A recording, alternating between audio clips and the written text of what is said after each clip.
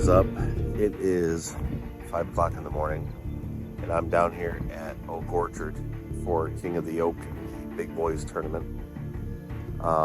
Seems like I'm the only one down here right now. Kind of weird. Did a shotgun start in about an hour, and definitely excited. This should be a pretty cool experience. The only thing is the wind kind of picked up. We're in a smaller boat, much smaller boat than everybody else. But that's not good. That is not good. All right. What is that?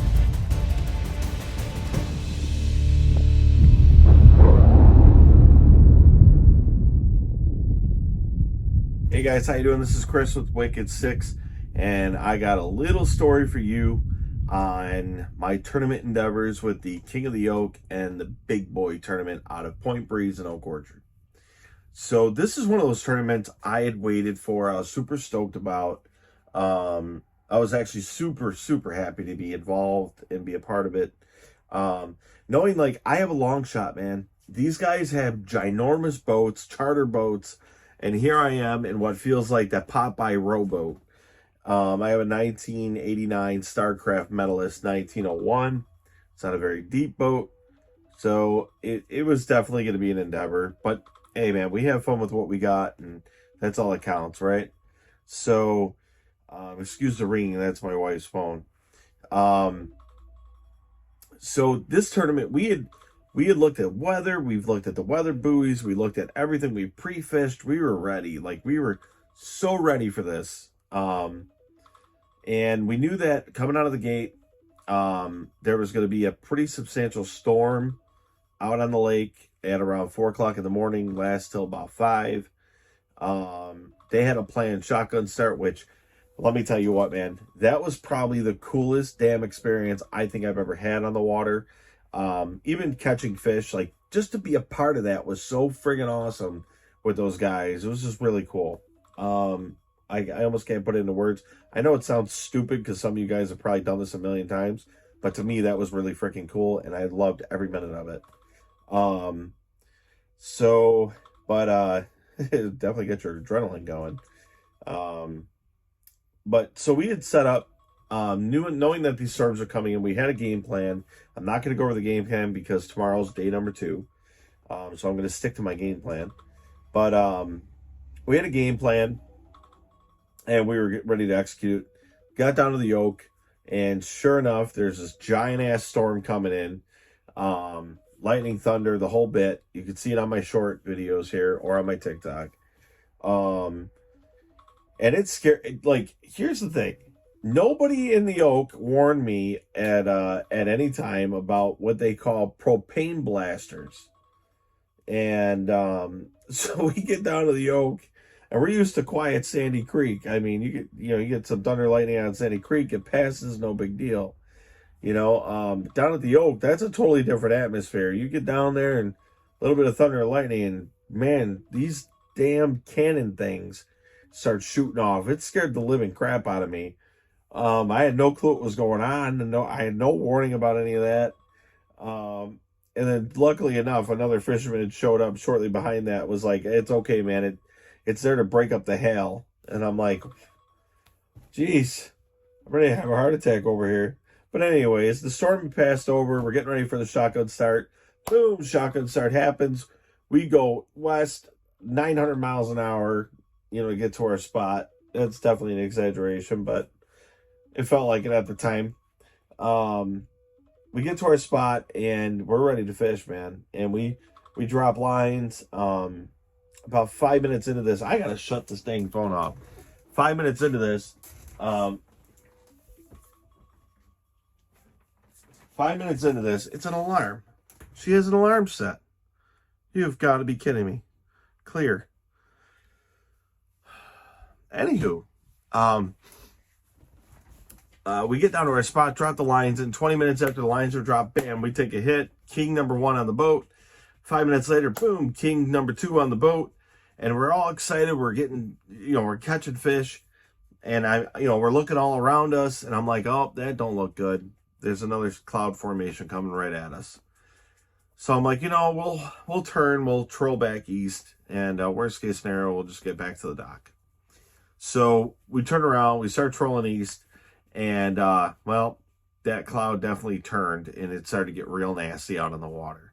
So we tried to get back to the dock as fast as we could, got hung up in it, and the top of our top for the boat, made of vinyl, is actually like seriously making things worse because our windows are all fogged up. I can't see in front of the boat. It's pouring rain. Everything looks white to me. But luckily there was another boat coming in front of us, and we jumped on their trail, and we kind of just followed them right on in. They ended up going to the dock as well. So I'm thankful for that boat. That was, I believe, the Red Dawn boat. I'm not too sure. I could be saying that right. I could be saying it wrong, but whoever you are, if you watch this, thank you so much. You don't realize that you actually kind of let us in because I couldn't see anything out there. So we got in, kind of docked up for a little bit, sat there for a few, looked at the radars, tried to make a decision on what was going on. And then we decided, you know what, give it like an hour, let it pass, and we'll head back out, which we did. We got back out. We were going to stick to our game plan, but judging how far of an uphill ride that would be, we changed up our game plan, kind of went east this time. We saw a lot of the fleet was out towards the east, so we decided to go east. And then we were fishing. I can tell you I was fishing anywhere between 50 feet of water and 120 feet of water the entire day. And honestly, that second time out, we didn't get a thing. We didn't get a look. We didn't get a nibble. We didn't get anything. And as we got down more east, I looked behind us because I always keep my head on a swivel. And I got guys in the back that watch the poles. I happened to look behind us, and there's some pretty substantial waves coming in. They were definitely pretty substantial. I would say maybe 3.5, 4 feet with 3-foot swells. For my little boat, that's a big deal. So we ended up just calling it, and we cruised back in. It just got a little too rough for us out there. And I'll tell you what, like, I got off the water, and I felt pretty defeated. Like, I mean, every tournament that we've been involved in this year, every single one, it always has a weather problem. Every single one. Like, you could plan for it. That second storm that came across, that was not on the future plan at all. It just formed. And that's what this is what Lake Ontario does. Like, the swells, all that stuff, it wasn't in the forecast at all. It's in the forecast for tomorrow, but it definitely wasn't in the forecast for today. And so it kind of shoot us off the lake. So I felt pretty defeated. I still feel pretty defeated. But you know what? This is why they call it fishing. And even win, lose, or draw, at the end of the day, I'm just happy to be a part of it. And happy to be a part of it with the guys that were fishing. And I'm excited to create new friendships and create new memories with all my guys and start something completely different. So that was a wrap on day one for us. We landed 2 kings. Wasn't very happy with them. We definitely could have done better. Had Mother Nature been on our side a little bit more. But all in all, I mean, I'm just happy for the experience. So all right, guys, I'm going to get going. Do me a favor. Make sure you guys like, subscribe, and definitely turn on your notifications for our posts. We got a lot of videos coming out here in the near future. And I really appreciate you guys all watching. And I will check you all later. Take care.